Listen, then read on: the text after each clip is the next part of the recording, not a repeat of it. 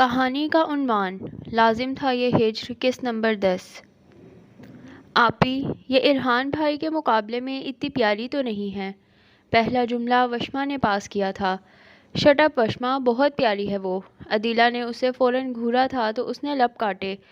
آپی ٹھیک کہہ رہی ہیں کہ وہ سانولی نہیں ہے، بس مسئلہ یہ ہے کہ ہمارا بھائی زیادہ ہینڈسم ہے، اس کے ساتھ دنیا کی سب سے حسین لڑکی آئے گی نا تو بھی ہمیں یہی ہوگا کہ نہیں، جوڑ کی نہیں ہے۔ عائشہ نے سنجیدگی سے کہا تھا تو اس نے سر اثبات میں ہلایا تھا۔ نقش تو بہت پیارے ہیں ماشاءاللہ، اور رنگت بھی نکھر جائے گی جب بھائی کی توجہ اور محبت اسے ملے گی۔ اس نے مسکرا کر کہا تھا، ارحان بیٹا انگوٹھی پہناؤ۔ زینت بیگم نے مسکرا کر مخملی ڈبیا اس کے آگے کی جس میں ہیرے کی انگوٹھی جگمگ کر رہی تھی۔ ارحان کے لبوں پر مسکان تھی، اس نے سر ہلا کر انگوٹھی تھامی تھی، پھر ہاتھ زمر کی طرف بڑھایا تھا۔ زمر بیٹا ہاتھ دو۔ تبسم بیگم نے مسکرا کر زمر کو دیکھا تھا، ایزا نے اس کے کندھے پر ہاتھ رکھا تھا۔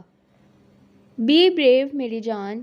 ایزا اس وقت اس کی ہمت بنی ہوئی تھی۔ زمر نے گہرا سانس ہوا کے سپرد کیا تھا، ہمت جمع کر کے اس کی طرف ہاتھ بڑھایا تھا۔ ارحان نے نرمی سے اس کا ہاتھ تھاما تھا۔ کچھ سوچتے ہوئے اس نے سامنے دیکھا تو ابرش اسے ہی دیکھ رہی تھی۔ ابرش کی آنکھوں میں بے شمار آنسو تھے۔ سامنے کا منظر دھندلا رہا تھا، مگر وہ ڈھیٹ بنی اسے ہی تک رہی تھی۔ ارحان نے انگوٹھی زمر کی انگلی کی زینت بنا دی تھی۔ اس کے بعد زمر نے بھی اسے انگوٹھی پہنائی تھی۔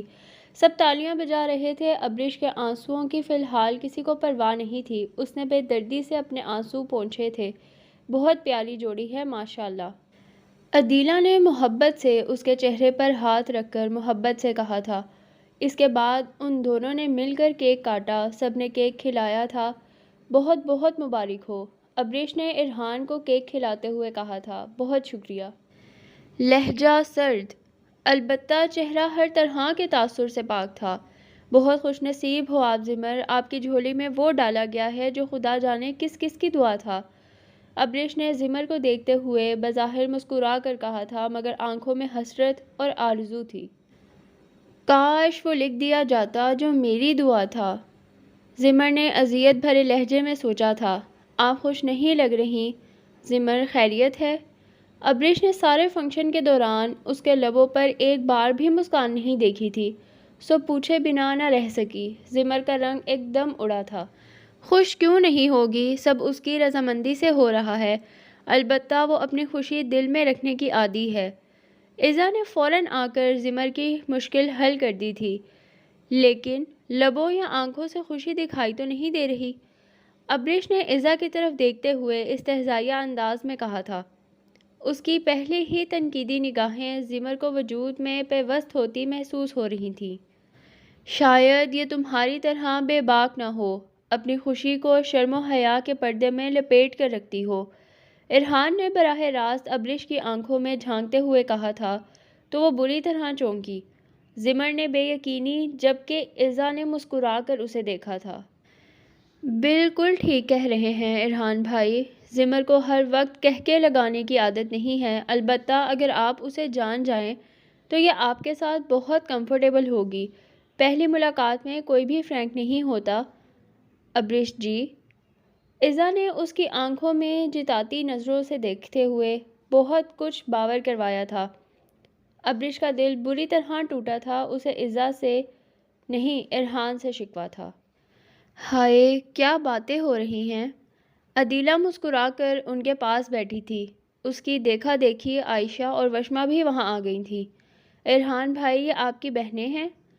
فریال نے مسکراتے ہوئے پوچھا تھا۔ ہاں جی۔ اس نے سر ہلایا تھا تو وہ تینوں بھرپور مسکرائیں تھیں۔ بابا نے 2 شادیاں کی تھیں اور یہ میری دوسری امی کی بیٹیاں ہیں، وہ جو ہیں وہ میری سیکنڈ ماما ہیں۔ اس نے اندر اٹھتے ابال پر قابو پاتے ہوئے سامنے بیٹھی ڈیسنٹ سی فرح بیگم کی طرف اشارہ کیا تھا۔ ماشاءاللہ، میں تو متاثر ہو گئی ہوں کہ سوتیلے ہونے کے باوجود آپ لوگوں میں کتنی محبت ہے۔ منت نے مرعوب ہوتے ہوئے کہا تھا۔ سب نے ایک دوسرے سے نظریں چرا لی تھیں۔ ماشاءاللہ، عائشہ نے دلی درد کو چھپاتے ہوئے اذیت بھرے انداز میں کہا تھا۔ زمر بھابھی، اپنا نمبر دے دیں مجھے۔ عدیلہ نے مسکراتے ہوئے کہا تھا۔ وہ اسے ارحان کے لحاظ سے بڑا مان رہی تھی۔ آپ رہنے دیں، میں دے دوں گا۔ ارحان نے مسکرا کر سہولت سے انکار کیا تھا۔ عدیلہ نے دکھ سے سر ہلا دیا تھا۔ اس نے ابرش کو جتانا چاہا تھا کہ وہ دونوں آپس میں فرینک ہو چکے ہیں، جبکہ حقیقت تو یہ تھی کہ زمر کی ریزرو نیچر دیکھ کر وہ اسے مخاطب ہی نہیں کر پایا تھا۔ سب بڑے اپنی باتوں میں مشغول تھے۔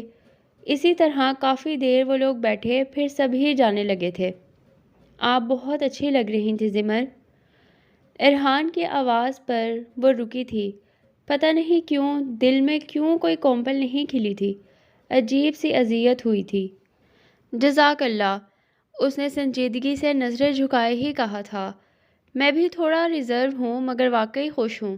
میرے حوالے سے دل میں کوئی غلط فہمی مت پالیے گا۔ اچھا، آپ مجھے اپنا نمبر دے سکتی ہیں بائی دا وے۔ ارحان کی بات پر اس نے لب بھینچ کر آنکھوں میں آنے والے آنسوؤں کو اندر ہی اتارا تھا، پھر ہمت جمع کر کے اسے دیکھا، جو اسے ستائشی نظروں سے دیکھتے ہوئے اس کے جواب کا منتظر تھا۔ میں چاہتی ہوں کہ ہم شادی تک بات نہ کریں۔ میں بہت ریزرو ہوں اور اسی وجہ سے بہت لوگ نبھا نہیں پاتے۔ ٹیلی فونک رابطے ویسے بھی رشتوں کو کمزور کرتے ہیں۔ میں آپ کو شادی کے بعد کوئی شکایت کا موقع نہیں دوں گی۔ یہ میری خواہش ہے، آپ احترام کر لیں گے تو شکریہ، ورنہ لکھ لیں میرا نمبر، کیونکہ ساری زندگی آپ کی ماننی ہے تو ابھی سے ماننے میں کیا حرج ہے۔ اس نے ارحان کو دیکھتے ہوئے بہت سنجیدگی مگر نرم لہجے میں کہا تھا۔ یہ اس وقت کی پہلی بار تھی جب وہ اتنا زیادہ بولی تھی۔ اس کی آواز بہت سحر زدہ تھی، آنکھوں میں طلسم تھا جو مقابل کو مرعوب کر رہا تھا، انداز میں ٹھہراؤ تھا جس سے ارحان متاثر ہوئے بغیر نہیں رہ سکتا تھا۔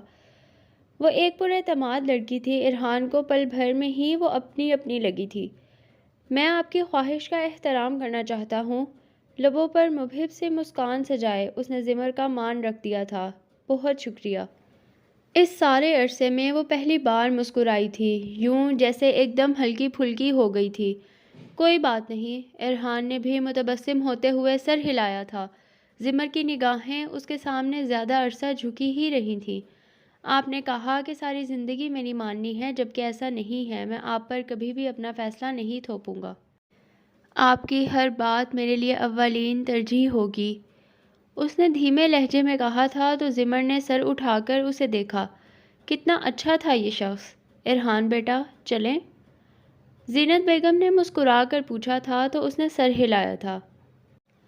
ٹھیک ہے تبسم بہن، میری بیٹی کا بہت خیال رکھیے گا۔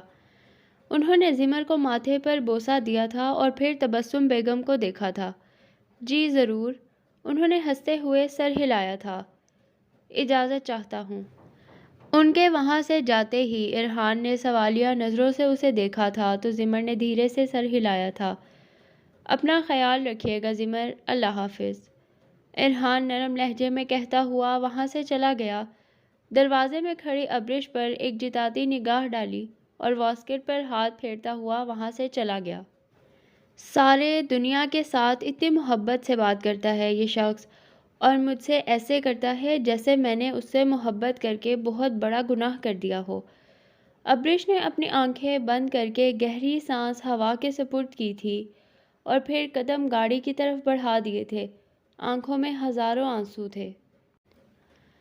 تیرے ہونے سے سمجھتا تھا کہ دنیا تم ہو، ویسے دنیا کو میں بیکار کہا کرتا تھا۔ تم سے بچھڑا ہوں تو رویا ہوں، وگرنہ کل تک رونے والوں کو میں فنکار کہا کرتا تھا۔ کہانی ابھی جاری ہے۔